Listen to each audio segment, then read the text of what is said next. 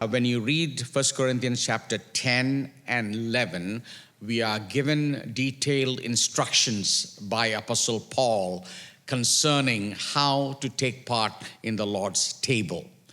Many times people are used to taking part in the Lord's table, but they do it as a ritual. They go to churches, and this is part of the ceremony, part of the quote-unquote Eucharist service or a Mass, and they think this is something that you ought to do, and so they go through the motions and take part in it, and it's a ritual. But Paul writes the letter to the Corinthians because he founded the church at Corinth. And when he was writing to the church at Corinth, the Christians did not have the Gospels. Matthew was not written. Gospel of Mark was not written. Luke was not written. John was not written. And they had no instruction other than what they had heard. So Paul, given revelation by the Holy Spirit, by the Lord himself, gives detailed instructions to the church. And you need to understand, they did not have the Bible. They had the Old Testament available, but they did not have the New Testament. They had no clue of how to take part in the Lord's table. The Gospels were not written when he wrote the epistles, letters to the church at Corinth. So he's giving instructions of how to worship. So the book of letter to Corinthians is an instructional book, and I believe the most contemporary of all the letters. It is relevant to us because it speaks to every issue that we as moderns face in the world today, whether it is concerning divorce, whether it is concerning marriage, whether it is concerning how we deal with the world and how we deal with people that worship idols and offer offerings to idols, and our attitude and how we need to function in a church, how we need to use the gifts that God has given to us. So every chapter is full of instructions, and then he deals with how to take part in the Lord's table in chapter 10 and chapter 11. And then he specifically says, verse 23, I received from the Lord what I also passed on to you. The Lord Jesus, on the night he was betrayed, took bread. Paul is specifically stating that Jesus instituted this, the Holy Communion or the Lord's table or the Last Supper or the Eucharist. All these are biblical terminology that is used in the Bible. He instituted this on the night he was betrayed. It was a specific historic moment when he instituted this. And then he says, he took basically two elements, bread and the wine, and he was talking to the disciples how the bread represents him, who is the bread from heaven, the manna from heaven that has come to feed God's people. And when you eat of that bread, you receive eternal life. So Jesus is saying this and giving instructions, and the disciples did not understand, fully comprehend the depth and the significance of what this was.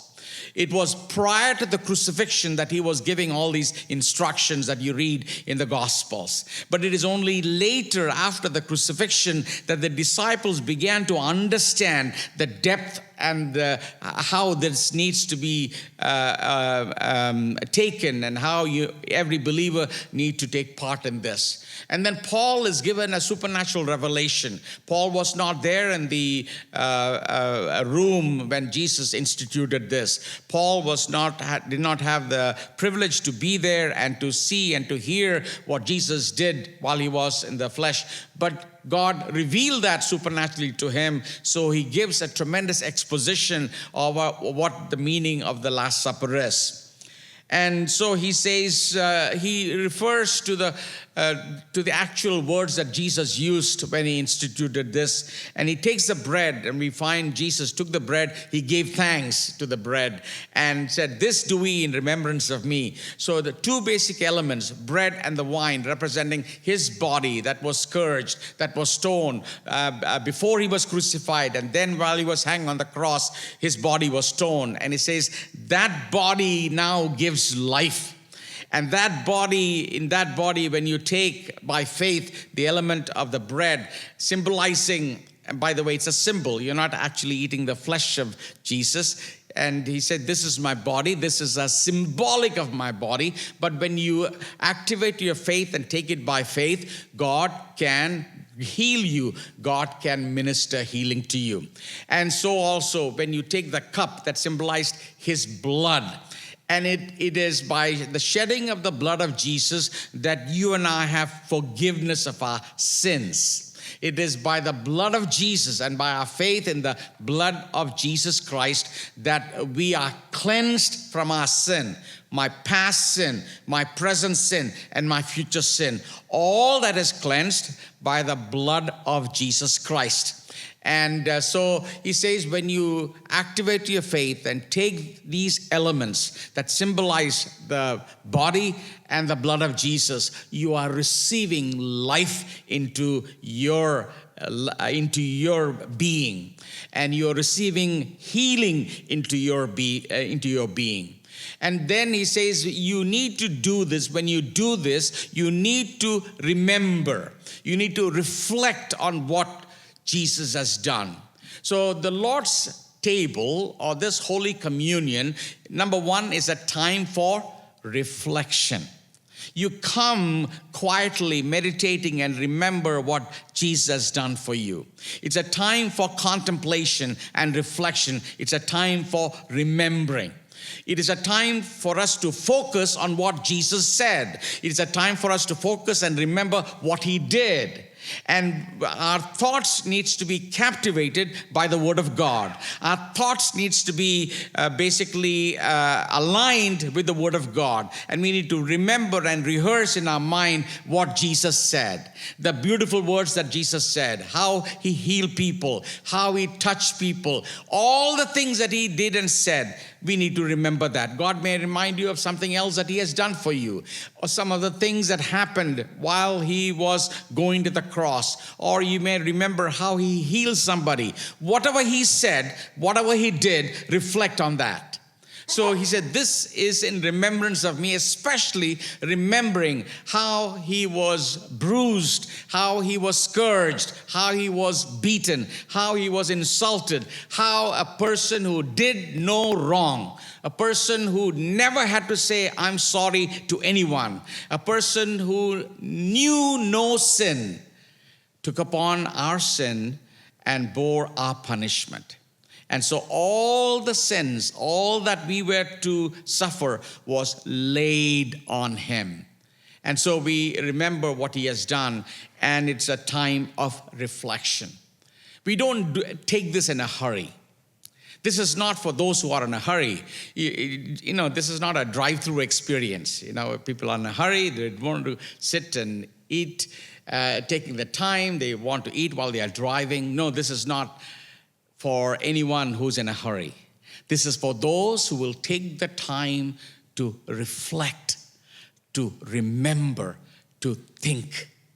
And we live in an age where people don't use their mind. People don't take the time to think. Be still and know that I'm God. That's what the psalmist said. And it is when we think and rest in him that we begin to understand what God has done for us. It's a time for pause. It's that Selah moment. And you use that word read that word Selah in Psalms. And when you read that word Selah, it means just pause. Just pause. Just freeze for a moment so you can think what God has done for you. So this is a time for reflection.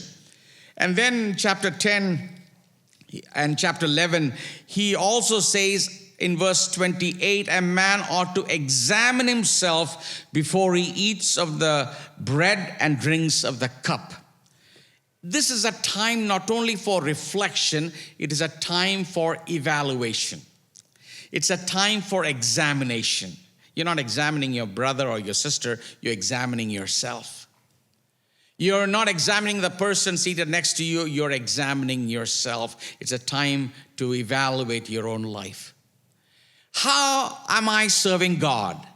Am I serving God with sincerity? Am I serving God with zeal? Am I serving God with a spirit of diligence? Or am I just, flowing? Que sera, sera, whatever will be, will be. I'll just go on with the flow. But this is a time for us to evaluate and examine ourselves, saying, I do want to serve God. And the greatest commandment is, thou shalt love the Lord your God with all your heart, with all your mind, with all your strength, and with all that God has given to you. It's a time for evaluating. Am I loving God with all that He has given to me? It's a time for evaluation. It's a time for examination. It's a time for self-examination. So Paul is giving instructions. He says, don't treat this in a trivial manner. Don't think this is a time for picnic. It's not a picnic lunch. It is not a time where you come carefree and just take part in it and just go your way. It's a time to evaluate. Evaluate the greatest sacrifice known to humanity. Nothing greater than the sacrifice of Jesus Christ. By placing our trust in Him and His sacrifice, we who were bound for hell are now bound for that glorious place called heaven. We are a people with hope. We are a people with a future. We are a people destined for a glorious place and destined to be with our Lord forever and ever and ever. So it's a time for celebration. It's a time for reflection. It's a time for self-examination, but it is also a time for celebration. You come rejoicing what God in Christ has accomplished for us on the cross. You come celebrating, my debt is paid. The penalty that I was to bear is canceled. All debt is canceled. And you know that everything that you owe is paid off. It's a time for celebration. It's a time for celebration. Time to rejoice and thank the Lord for what He has done, and time to thank the Lord. And that is why Paul uses the word Eucharist several times. It's a time for thanksgiving and celebration. And it's a time for an expression of our thanks to God. So the only words that should emanate from your mouth during this time is to say, thank you, Jesus. Praise you, Jesus. Thank you for what you have done. Think of what He has done for us this past week. When you think of how God's protection was over Roshan, you say, praise the Lord. When you think of how God has sustained us during times of crisis, you say, thank you, Jesus. When you think of how God provided for us and enabled us to enjoy the things that He has given to us, we say, praise the Lord. We think of all that He has done and think of the glorious things, not just of this temporal world, but what we have inherited spiritually. You begin to praise and thank the Lord for what He has done. It's a time for expression. When somebody gives you something, you don't just stand there with mouth closed. What do you say? You open your mouth and say, thank you. And children have to be taught to say thank you. Naturally, they don't say thank you. So mothers have to remind them, say thank you, say thank you. So this is a time when we are reminded it's time for us to say thank you. The Thanksgiving service is a Eucharist. We need to give thanks to God.